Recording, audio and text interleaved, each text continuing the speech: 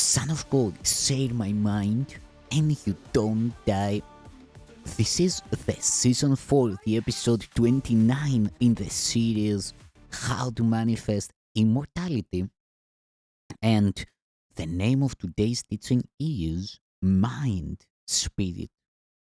The term mind is used to represent the activating agent of spirit, supplying its creative energy.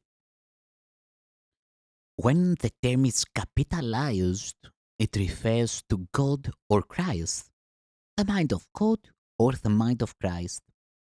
Spirit is the thought of God which He created like Himself. The unified Spirit is God's one Son or Christ. In this world, because the mind is split, the sons of God appear to be separate, nor do their minds seem to be joined.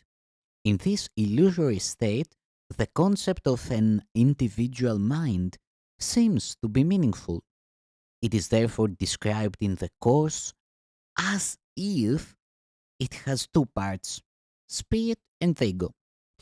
Spirit is the part that is still in contact with God through the Holy Spirit, who abides in this part but sees the other part as well.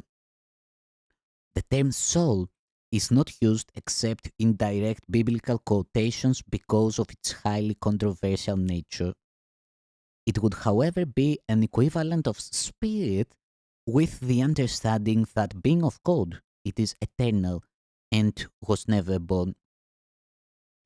The other part of the mind is entirely illusory and makes only illusions.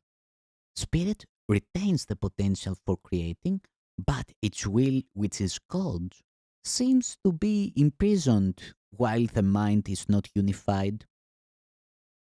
Creation continues unabated because that is the will of God. This will is always unified and therefore has no meaning in this world. It has no opposite and no degrees. The mind can be right or wrong depending on the voice to which it listens. Right mindedness listens to the Holy Spirit, forgives the world, and through Christ's vision sees the real world in its place. This is the final vision, the last perception, the condition in which God takes the final step Himself. Here, time and illusions end together. Wrong mindedness listens to the ego and makes illusions, perceiving sin and justifying anger, and seeing guilt, disease, and death as real.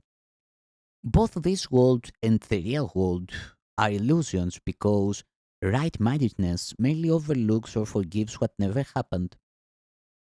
Therefore, it is not the one mindedness of the Christ mind whose will is one with God.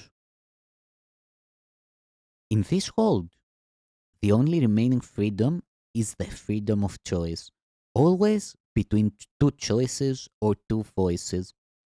Will is not involved in perception at any level and has nothing to do with choice.